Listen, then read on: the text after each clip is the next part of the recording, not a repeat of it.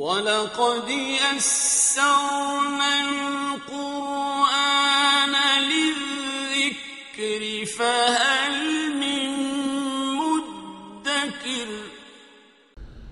الحمد للہ وکفیٰ والصلاة والسلام علی عبادہ الذین اصطفیٰ، خصوصاً علی افضلہم وخاتم النبیین محمد الامین وعلی آلہ وصحبہ اجمعین۔ اما بعد فقد قال اللہ تبارک و تعالی کما ورد فی سورۃ الحجر، اعوذ باللہ من الشیطان الرجیم، بسم اللہ الرحمن الرحیم۔ وَلَقَدْ جَعَلْنَا فِي السَّمَاءِ بُرُوجًا وَزَيَّنَّاهَا لِلنَّاظِرِينَ وَحَفِظْنَاهَا مِنْ كُلِّ شَيْطَانٍ رَجِيمٍ إِلَّا مَنِ اسْتَرَقَ السَّمْعَ فَأَتْبَعَهُ شِهَابٌ مُّبِينٌ۔ صدق اللہ العظیم۔ رب اشرح لی صدری ویسر لی امری واحلل عقدۃ من لسانی یفقہوا قولی۔ اللہم ربنا الہمنا رشدنا واعذنا من شرور انفسنا، اللہم ارنا الحق حقا وارزقنا اتباعہ وارنا الباطل باطلا وارزقنا اجتنابہ۔ اللہم ربنا آنس وحشتنا فی قبورنا وارحمنا بالقرآن العظیم، اللہم اجعلہ لنا اماما ونورا وہدى ورحمہ، اللہم ذکرنا منہ ما نسینا وعلمنا منہ ما جہلنا وارزقنا تلاوتہ آناء اللیل وآناء النہار واجعلہ لنا حجۃ یا رب العالمین، آمین۔ سورہ حجر کے پہلے رکوع میں، جس کا ترجمہ ہم کر چکے ہیں، 2 مرتبہ قرآن حکیم کے لیے لفظ آیا ہے الذکر، اس کی طرف خصوصی توجہ کی ضرورت ہے۔ ایک تو یہ کہ خود اللہ تعالیٰ نے فرمایا انا نحن نزلنا الذکر وانا لہ لحافظون، ہم نے ہی یہ ذکر، یہ قرآن نازل کیا ہے اور ہم ہی اس کے محافظ ہیں۔ اور ایک مرتبہ آیا ہے کہ جو آپ کے مخالفین تھے اور جو استہزاء کر رہے تھے، انہوں نے مذاق اڑاتے ہوئے کہا یا ایھا الذی نزل علیہ الذکر انک لمجنون، اے وہ شخص کہ جس کا گمان ہے کہ اس پر الذکر نازل ہوا ہے، ہم تو سمجھتے ہیں کہ تمہارا دماغی توازن ٹھیک نہیں رہا، یا یہ کہ تم پر کسی آسیب کا سایہ آ گیا ہے۔ یہ مجنون کی وضاحت بھی سمجھ لیجئے، مجنون جن سے بھی بنا ہے۔ جن کہتے ہیں عربی زبان میں مخفی شے کو، اس لیے جنین کہلاتا ہے وہ بچہ جو ابھی رحم مادر میں ہے، جو نظر نہیں آتا، چھپا ہوا ہے، معلوم تو ہے کہ بچہ ہے، پیٹ میں ہے، لیکن یہ کہ جنین ہے، وہ ابھی وہ چھپا ہوا ہے۔ اسی سے لفظ جنت بنا ہے۔ جنت جو ہے زمین کا وہ ٹکڑا ہے جس پر خوب درخت ہوں، پودے ہوں، گھاس ہو، تو زمین چھپی ہوئی ہو، زمین ڈھکی ہوئی ہے، زمین جو ہے نمایاں نہیں ہے۔ جنت وہ ہے۔ جن علیہ اللیل کا آیا تھا کہ جب حضرت ابراہیم کا تذکرہ تھا، جب رات میں اس پر تاریکی کا پردہ طاری کر دیا تو گویا کہ ہر شے چھپ گئی۔ تو یہ جو جن کسی پر آ جانا، جس کو ہم کہتے ہیں اس پر کو آسیب کا سایہ ہو گیا ہے، تو مجنون کے معنی یہ بھی تھے۔ اور مجنون اس کو بھی کہتے تھے کہ جس کا دماغی توازن ٹھیک نہ رہا ہو۔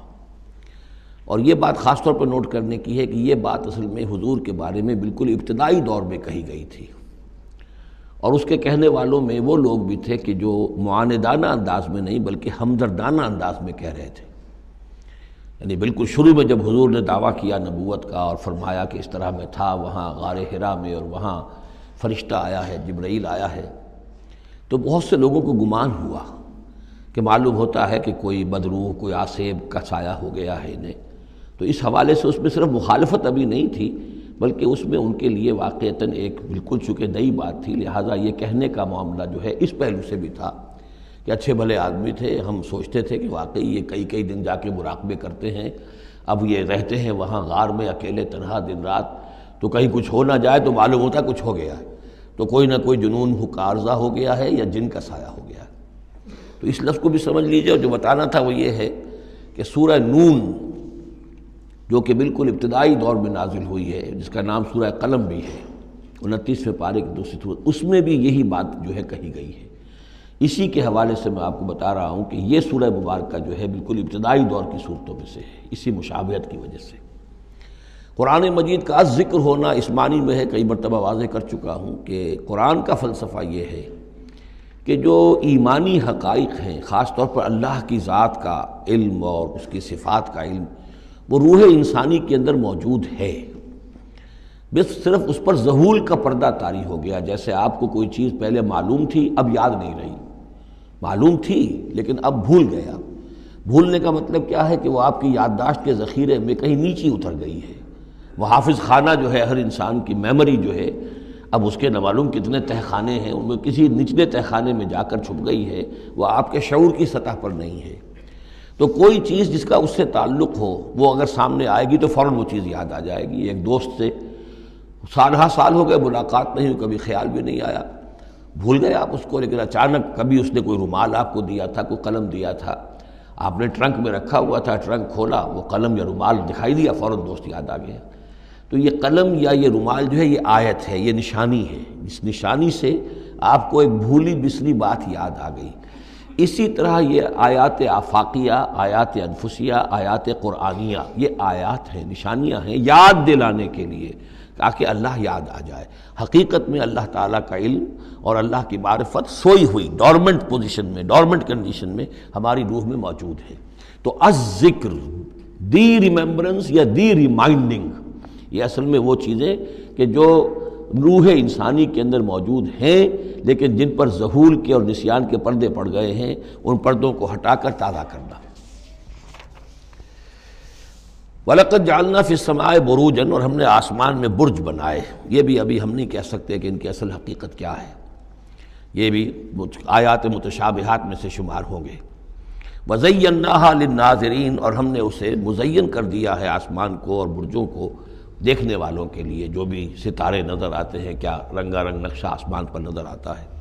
وَحَفِظْنَاهَا مِن كُلِّ شَيْطَانٍ رَجِيمٍ، البتہ اب یہ وہ بات ہے جو ایمان بالغیب کے حوالے سے ہمیں ماننی ہوگی کہ ان ستاروں کا ایک کام یہ بھی ہے کہ اللہ تعالیٰ نے ان کو گویا کہ پہرے کی جگہیں بنایا ہے، ہم نے حفاظت کی ہے ان کی ہر شیطان رجیم سے، جو بھی شیطان مردود ہے اس کی طرف سے حفاظت کا یہ سارا سامان ہے کہ جو آسمانوں میں کیا گیا ہے۔ اب اس کے لیے آج میں چاہتا ہوں کہ وہ بات آپ سمجھ لیں اچھی طرح، کہ جیسے آپ آگے آ بھی جائے گا کہ انسانوں کی تخلیق جو ہے وہ تو یوں سمجھیے اس کائنات کے تخلیق کے اعتبار سے بڑی ریسنٹ شے ہے، بڑی ماضی قریب کی بات ہے۔ انسانوں سے بہت پہلے جنات پیدا کیے گئے تھے، جنات سے بہت پہلے ملائکہ پیدا کیے گئے تھے، اور انسانوں کی ارواح بھی اسی دور میں پیدا کی گئیں جبکہ یہ ملائکہ پیدا کیے گئے تھے۔ تو جتنی مخلوقات کو ہم جانتے ہیں، بہت سی مخلوقات اب بھی ایسی ہوگی کہ جس کا ہمیں کوئی شعور نہیں، ادراک نہیں، ہم جانتے ہی نہیں۔ جیسے ابھی ہمیں ریسنٹلی معلوم ہوا وائرس بھی کسی بلا کا نام ہے، اس سے کچھ پہلے ہمیں معلوم ہوا بیکٹیریا بھی کسی چیز کو کہتے ہیں، ورنہ یہ کہ ان چیزوں کا کوئی علم ہمیں نہیں تھا۔ ابھی پتہ نہیں اور کیا کیا چیزیں ہیں کہ جو ظہور میں آنے والی ہیں، لیکن جو چیزیں بھی آج تک ہم جانتے ہیں ان میں یوں سمجھیے کہ جن ہستیوں میں خود شعوری ہے، سیلف کانشسنس، وہ تین مخلوقات ہیں صرف، ملائکہ، جنات اور انسان۔ باقی جو حیوانات ہیں زمین کے اوپر، چاہے وہ بر کے ہیں یا بحر کے ہیں یا ہوا کے ہیں، فضا کے ہیں، پرندے ہوں یا زمین پر چلنے والے خشکی کے جانور ہوں، یا دریا میں اور سمندر کے اندر جو بھی حیوانات ہیں، مچھلیاں ہیں یا اور جاندار ہیں، ان سب میں شعور تو ہے، خود شعوری نہیں ہے۔ البتہ یہ کہ ترتیب یہی ہے کہ پہلے جنات پیدا کیے گئے، اور وہ چونکہ آگ سے پیدا کیے گئے تھے، تو ان کے اندر پوٹینشل جو قوت ہے وہ ہم انسانوں کے مقابلے میں بہت زیادہ ہے، اور ان کی رسائی اس کائنات میں بہت دور تک ہے۔ مثلا میرا یہ گمان ہے، باقی چیزیں تو میں خاص وثوق سے کہہ رہا ہوں، لیکن میرا گمان یہ ہے کہ جو سولر سسٹم ہے، چونکہ ہماری اس پوری جو ہماری یہ فیملی ہے، یہ خاندان ہے، جو یہ سولر سسٹم ہے، سورج کا کنبہ کہلاتا ہے، تو اس کا جو منبع سرچشمہ ہے وہ سورج ہے، اور معلوم ہوتا ہے کہ اسی کی آگ سے اور اسی کی لپٹ سے اور جنات کی تخلیق ہوئی ہے۔ تو یہ جنات، سولر سسٹم پورا کا پورا جو ہے وہ جنات کے دائرے میں داخل ہے، وہ اس میں آ جا سکتے ہیں، اس کے لیے انہیں کسی راکٹ کی ضرورت نہیں، کسی مشین کی ضرورت نہیں، کسی ذرائع کی ضرورت نہیں، بلکہ اس کی استعداد ان کے اندر موجود ہے۔ یہ پھر اپنی اس استعداد سے فائدہ اٹھا کر اس سے آگے جب ملائکہ کے ذریعے سے کچھ احکام اترتے ہیں، آسمان سے اللہ تعالیٰ کی کوئی تدبیر ہے، ملائکہ کے حوالے کیے گئے ہیں، تو یہ پھر ان سے کچھ چیزیں اچکنے کی کوشش کرتے ہیں تاکہ وہ جا کر انسانوں میں سے جو وہ عامل لوگ ہیں، کاہن لوگ ہیں، ان کو جا کے ان کو کچھ بتا دیں کہ اب یہ ہونے والا ہے۔ اس لیے کہ ملائے اعلیٰ میں فیصلہ ہو گیا، اللہ تعالیٰ کے ہاں ایک چیز کی تدبیر جو ہے وہ طے ہو گئی، اب اللہ تعالیٰ نے فرشتوں کے حوالے کیا ایگزیکیوشن کے لیے۔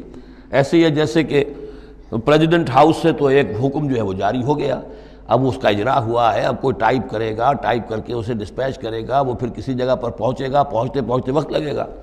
اگر وہ جو ٹائپسٹ ہے جس نے ٹائپ کیا ہے وہ ٹیلی فون کرتے کہ صاحب اب یہ حکم آنے والا ہے، وہ تو آ جائے گا، تو ظاہر بات ہے وہ حکم تو پہنچ گیا اس کو، اور اس کے حوالے سے وہ جس شخص کو اس نے یہ خبر دے دی ہے وہ اپنی دکان چمکا سکتا ہے کہ دیکھیے مجھے پہلے سے معلوم تھا کہ یہ حکم آنے والا ہے۔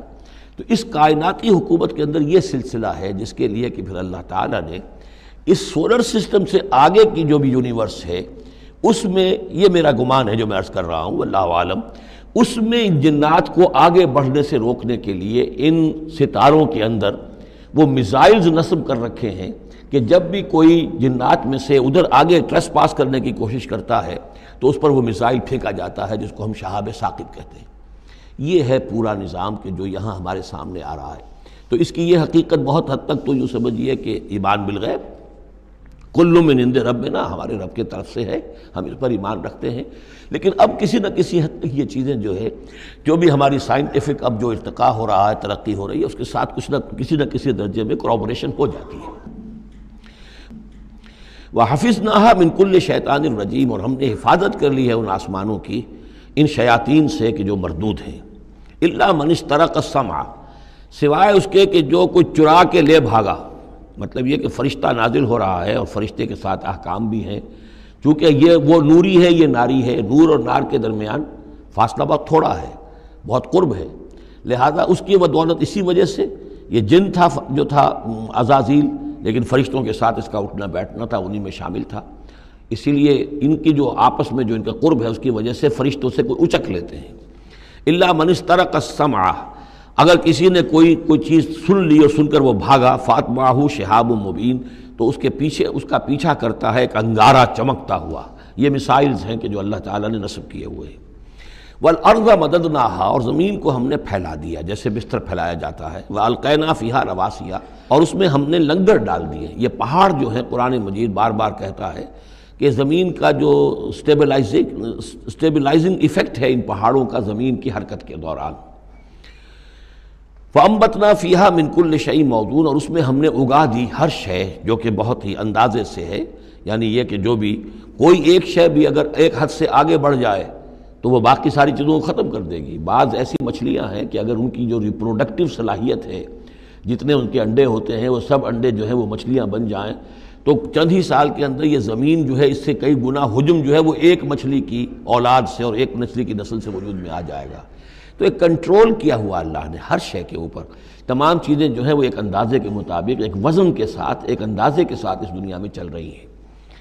مِنْ كُلِّ شَيْءٍ مَوْزُونٍ، ہر چیز جو ہے وہ ایک اندازے اور وزن کے مطابق ہے۔ وَجَعَلْنَا لَكُمْ فِيهَا مَعَائِشَ، اور ہم نے اس میں تمہارے لیے طرح طرح کے معاش کے سلسلے پیدا کر دیے۔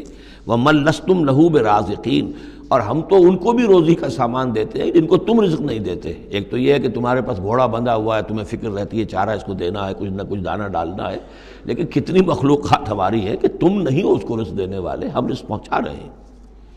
وَإِن مِّن شَيْءٍ إِلَّا عِندَنَا خَزَائِنُهُ، اور نہیں ہے کوئی شے مگر یہ کہ ہمارے پاس تو اس کے خزائن ہیں، لا متناہی، ہماری ریسورسز جو ہیں وہ یہ کہ لمیٹڈ نہیں ہے، لیکن وَمَا نُنَزِّلُهُ إِلَّا بِقَدَرٍ معلوم، ہم نہیں نازل کرتے اس میں سے مگر ایک اندازے کے مطابق جو طے شدہ ہے۔ یعنی یہ کہ سٹور تو بہت بڑا ہے، لیکن یہ کہ سٹور سے جو ایشو ہوتا ہے اللہ تعالیٰ کے ہاں ہر چیز کا، تو اس کا ایشو ہونا جو ہے وہ اندازے کے مطابق ہے، ایک حساب کتاب کے ساتھ ہے، ورنہ جیسا کہ میں نے کہا کیوس ہو جائے۔ وَأَرْسَلْنَا الرِّيَاحَ لَوَاقِحَ، اور ہم نے بھیج دی ہوائیں، ہم بھیج دیتے ہیں ہوائیں جو بوجھل ہوتی ہیں یا بوجھل کرنے والی ہوتی ہیں۔ لواقعہ کا مفہوم پہلے تو یہ سمجھا جاتا تھا کہ چونکہ وہ بادلوں کو لے کر آتی ہیں اس اعتبار سے، لیکن اب ادھر ایک اشارہ ہو رہا ہے جدید سائنس کے حوالے سے کہ پولن گرینز جو ہیں وہ بھی ہواؤں کے ذریعے سے آتے ہیں اور وہ پھر آ کر پھولوں کو جب وہ وہاں فرٹیلائزیشن ہوتی ہے تو اس سے پھر وہ فصل بنتی ہے. تو ہوائیں جو ہیں وہ گویا کہ بار آور کرتی ہیں، اور اس طریقے سے یہ نباتاتی نظام چل رہا ہے. فَأَنزَلْنَا مِنَ السَّمَاءِ مَاءً، پھر ہم نے اتار دیا آسمان سے پانی. فَاسْقَيْنَاكُمُوهُ، پھر ہم نے وہ پانی تمہیں پلایا، تمہارے پینے کے لیے بندوبست کیا. وَمَا أَنْتُمْ لَهُ بِخَازِنِينَ، اور دیکھو تم اس کا سٹور نہیں کر سکتے، اس کا خزانہ نہیں بنا سکتے. کہاں کس طرح بناؤ گے خزانہ؟ واقعہ یہ ہے کہ یہ جو واٹر سائیکل ہے اس دنیا میں، یہ بھی اللہ تعالیٰ کے عظیم، یعنی سمجھیے کہ کرشموں میں سے اور اللہ کے معجزات میں سے بہت بڑا معجزہ ہے کہ یہ جو ہمارے پہاڑوں کے اوپر اتنے بڑے بڑے گلیشیئرز ہیں، یہ کیا ہے؟ یہ واٹر سٹوریج ہے، ٹینکس ہے. یہیں سے تو پانی ہے جو آ رہا ہے نیچے، وہ پگھل رہا ہے سب دھوپ سے، اور پھر وہ ندی نالوں سے ہو کے دریاؤں میں آیا، اور دریاؤں سے ہوتا ہوا زیر زمین سوتوں میں سے بھی گزر رہا ہے. وہ آپ نے کہیں پمپ سے نکال لیا، کہیں کنواں کھود لیا، پھر وہ پانی سارا کا سارا سمندروں کے اندر پہنچ گیا، ڈرین ہو گیا. پھر سمندر سے اب یہاں پر وہ ہو رہا ہے کہ دھوپ کی تمازت سے اب اس کی وہ بخارات بن رہے ہیں، اور وہ بخارات اوپر جا رہے ہیں، پھر وہ واپس جا رہا ہے. پھر وہ جو اوور ہیڈ ٹینکس ہیں وہ پھر جو ہے ریپلینش ہو رہے ہیں، وہ ساری جو کمی ہو گئی تھی پھر نئی برف پڑ گئی ہے، نیا سٹور. یہ جو نظام ہے اللہ کا، اور یہ واٹر سائیکل سے ہی زندگی قائم ہے. مبدأ حیات پانی ہے. مادہ تخلیق حیوانات کا، جو اس دنیا کے حیوانات ہیں ان کا مادہ تخلیق مٹی ہے. مادہ تخلیق جنات کا آگ ہے. مادہ تخلیق انسانی ارواح اور ملائکہ کا نور ہے. لیکن مبدأ حیات جو ہے، حیات انسانی جو ہے یہاں پر، یا حیات حیوانی جو زمین کی ہے، اس پلینٹ کے اوپر جو زندگی ہے، اس کا مبدأ پانی ہے، اس حیات کا. تو اب یہ پانی کا سائیکل ہے جو چل رہا ہے. وما انتم لہو بخازنین، تم اس پانی کا کتنا خزانہ کر سکتے ہو، کتنا سٹور کر سکتے ہو، کس طرح کا نظام چلا سکتے ہو، کتنے بڑے پیمانے پر یہ واٹر سائیکل جو ہے اللہ تعالیٰ نے اس دنیا کے اندر چلایا ہوا ہے. وَإِنَّا لَنَحْنُ نُحْيِي وَنُمِيتُ، اور یہ یقیناً ہم ہی ہیں جو باقی بھی رکھتے ہیں اور موت بھی وارد کرتے ہیں، زندہ بھی رکھتے ہیں اور موت بھی وارد کرتے ہیں. وَنَحْنُ الْوَارِثُونَ، اور پھر ہم ہی وارث ہوں گے. ہر شے ختم ہو جائے گی، کسی کی کوئی ملکیت نہیں رہے گی، ساری کی ساری چیزیں پھر ہماری ہی کائنات ہے، ہماری ہی ملکیت ہے. وَلَقَدْ عَلِمْنَا الْمُسْتَقْدِمِينَ مِنْكُمْ وَلَقَدْ عَلِمْنَا الْمُسْتَأْخِرِينَ، ہمارے علم میں سے ہے کون لوگ تم میں سے آگے بڑھیں گے.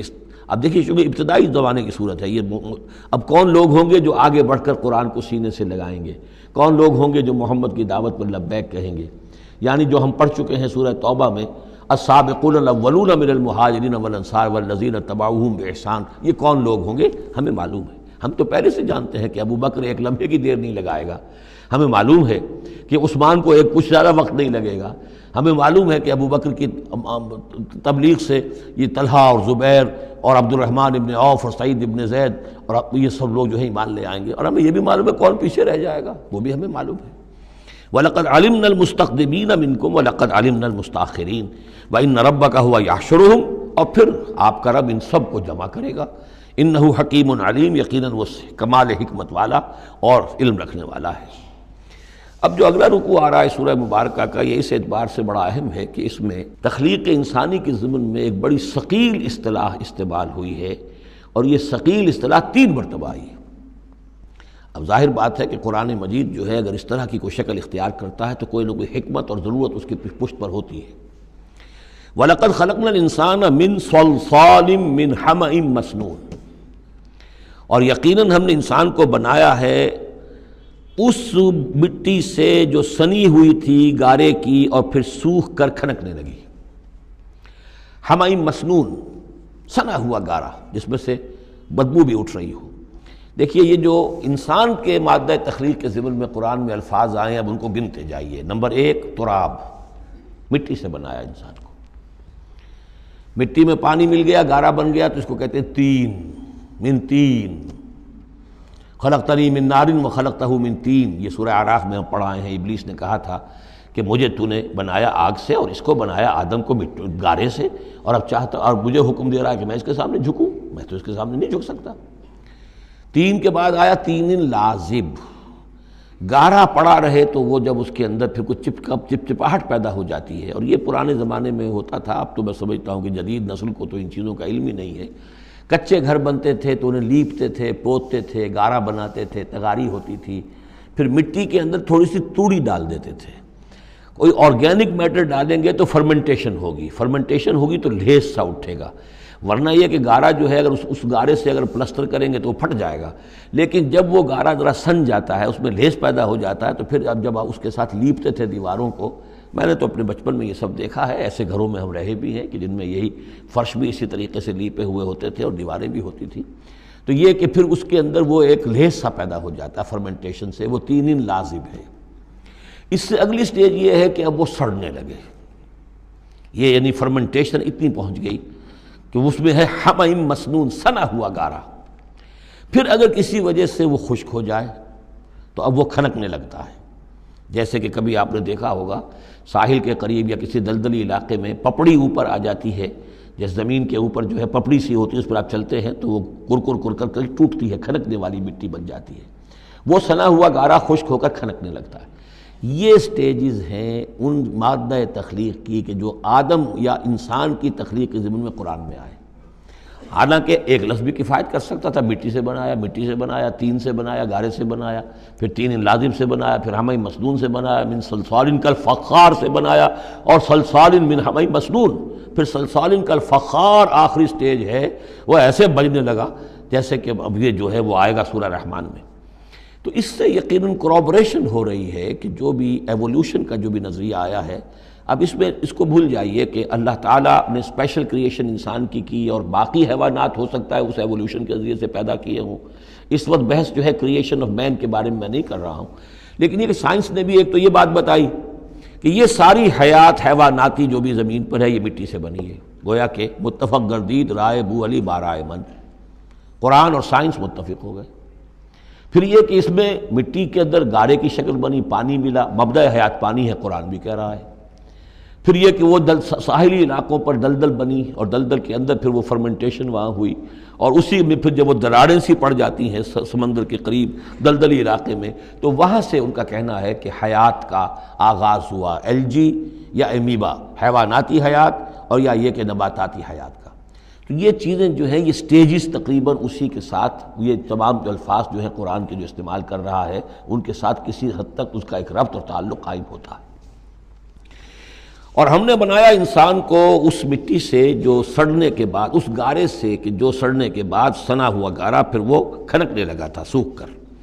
والجان خلقناہ من قبل، اور جنات کو ہم نے پیدا کیا تھا پہلے، من نار السموم، لو کی آگ سے. اب یہ سموم سے مراد کیا ہے؟ بعد سموم آپ نے سنا ہوگا، وہ تیز لو جو آیا کرتی تھی، صحراؤں میں آتی ہے، آگ جھلک دینے والی گرم ہوا. تو اصل میں ایک ہوتا ہے جیسے کہ یہ بھی ہم نے فزکس میں پڑھا تھا، جن لوگوں نے تھوڑی بہت فزکس پڑھی ہوگی FSC میں، کہ یہ جو شعلہ ہوتا ہے فلیم کا ایک حصہ وہ ہوتا ہے جو نظر آتا ہے، لیومینس، وہ نظر آتا ہے، اس کے اندر حرارت کم ہوتی ہے. اور ایک انویزیبل جو ہوتا ہے اس کے گرد حالہ جو نظر نہیں آتا، اس میں ہوتی ہے تیزی شدید جو ہوتی ہے، سب سے زیادہ ٹیمپریچر جو ہوتا ہے وہ اس میں ہوتا ہے کہ جو اس کا حصہ نظر نہیں آتا. اس حصے سے آگ کی اس لو کی لپٹ سے یا لو کی لپٹ سے جو بھی اسے کہیں، اس سے ہم نے جنات کو پیدا کیا. لیکن یہ سمجھ لیجئے کہ اس سے جنات پیدا کیے گئے لیکن وہ آگ نہیں ہے. ہم مٹی سے پیدا کیے گئے لیکن مٹی نہیں ہے. اب ایک یہ کہ قلب ماہیت ہو چکی ہے، ہمارا جو یہ پروٹوپلازم ہے، جو ہمارے ٹیشوز ہیں، باڈی ٹیشوز، وہ مٹی تو نہیں ہے، اگرچہ سورس مٹی ہے، بنے مٹی سے ہیں، لیکن اب مٹی نہیں ہے. دوبارہ اگرچہ پھر یہ گل سڑ کر مٹی ہو جائیں گے، اس وقت مٹی نہیں ہے. اسی طریقے سے جنات آگ سے بنائے گئے لیکن آگ نہیں ہے، ہاں ان کا مادہ تخلیق آگ ہے. اور دوسرا یہ معلوم ہو گیا کہ وہ انسانوں کی تخلیق سے بہت پہلے پیدا کیے گئے.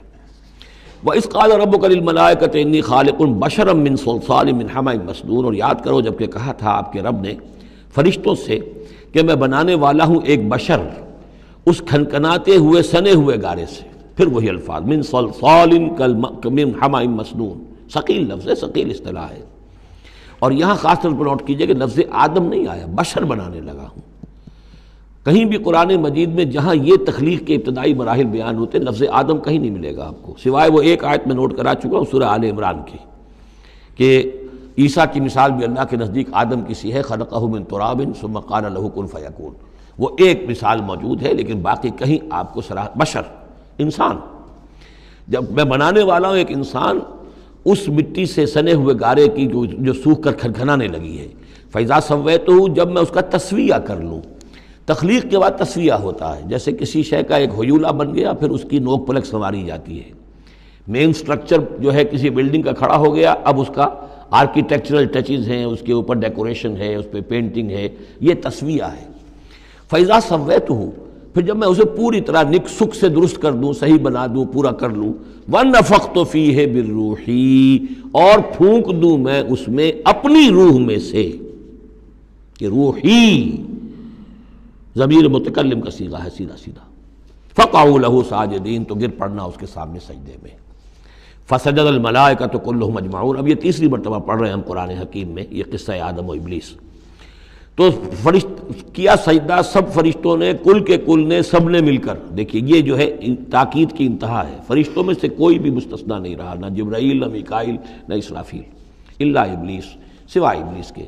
اور اس میں پھر گمان ہوتا ہے کہ شاید یہ بھی فرشتہ تھا، فرشتہ نہیں تھا. اس کی وجہ سورہ کہف میں مل جائے گی. ابا ان یکون مع الساجدین، اس نے انکار کیا سجدہ کرنے والوں کے ساتھ ہونے سے.